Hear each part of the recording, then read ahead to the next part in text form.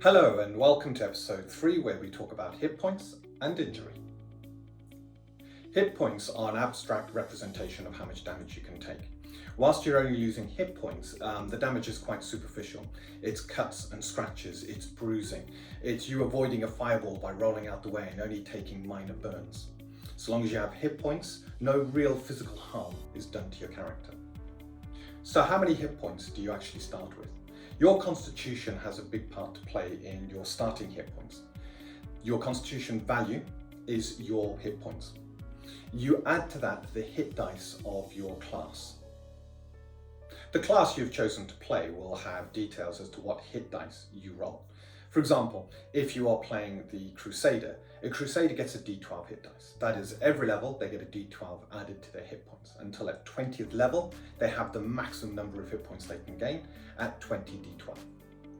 How this hit dice is added to your constitution value is decided during session 0 with your gaming architect and the other two players at the table.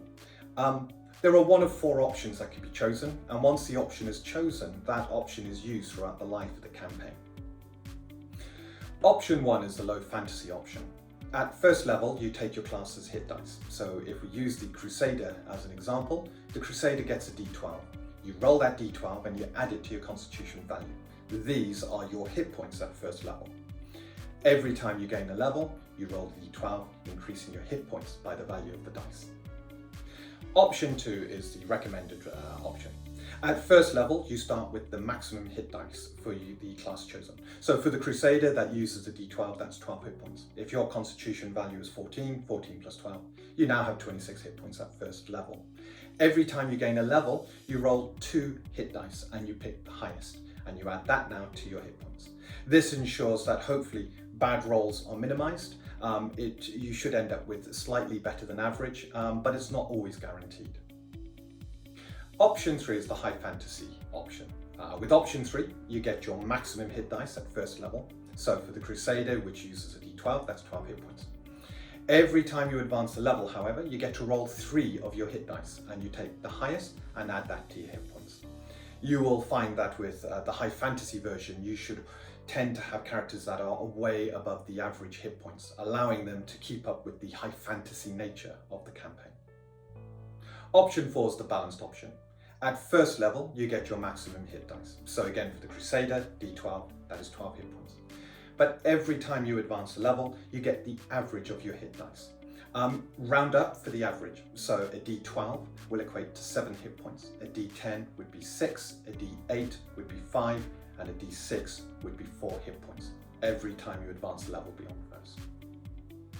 During combat encounters, it is inevitable that you will take damage. If you are a frontline tank, then you will always be taking damage.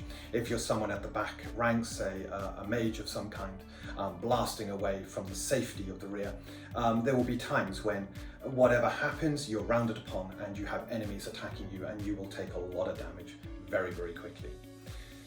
It is inevitable. Your hit points will disappear, and before you know it, you will be at 0 hit points. Within the combat encounter, you can take an action called a recovery action. When you do this, you get to roll the recovery dice as decided by your class.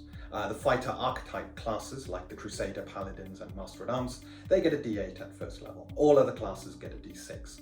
You roll that dice, and then you recover those many hit points and stamina, allowing you to keep going. The stamina is useful when it comes to defensive measures, being able to dodge or parry blows that are coming in. And those extra hit points can make all the difference between you being just on a couple of hit points or being dropped to 0. Of course, if you survive the combat encounter before being dropped to 0, you can take a minute. You can rest, you can recover, and all your hit points, stamina, and if you have spell points too, are returned. You're ready now for the next encounter. Of course, the best way to try and stop yourself reaching 0 hit points is through aid from the rest of the party members. Untold Destiny is all about cooperating as a group. If you're being targeted by many opponents, it is up to the other players to quickly decide how they can rescue you from that situation. Maybe you opened with a very big damaging spell, a fireball, that ignited the room and did a ton of damage. You're now the primary target. The enemy has to take you down fast.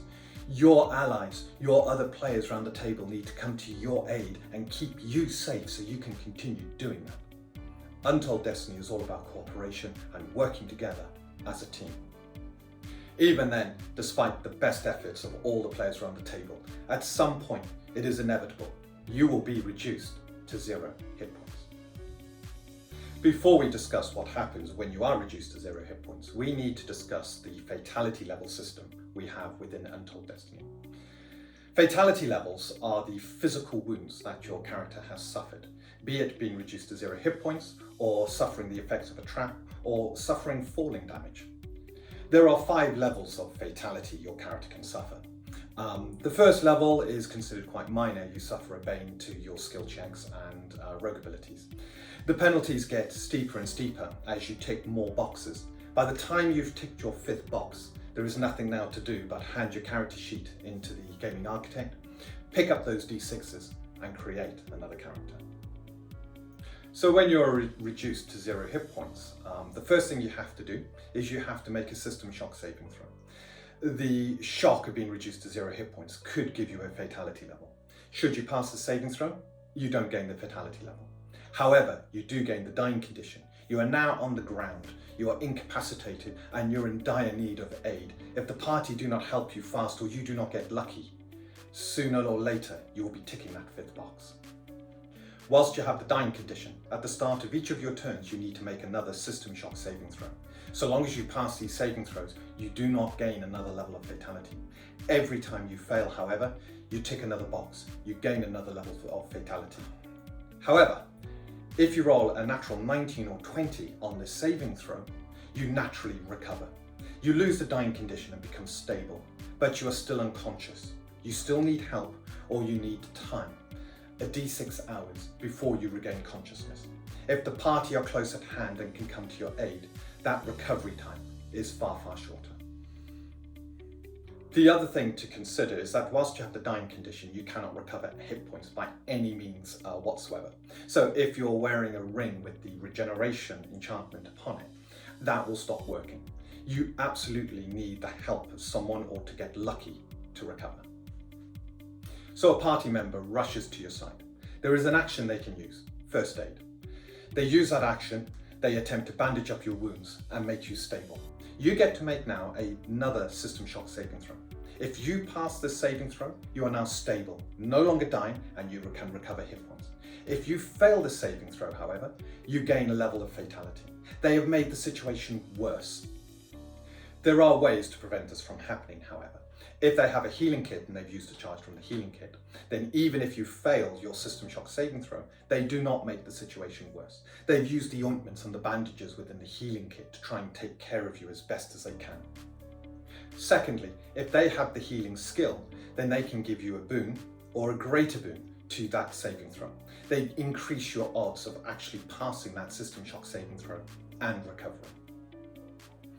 If a party member with both the healing skill and a healing kit successfully does first aid on you, you pass your system shock saving throw, then they get to roll their healing skill and you recover half of that value in hit points.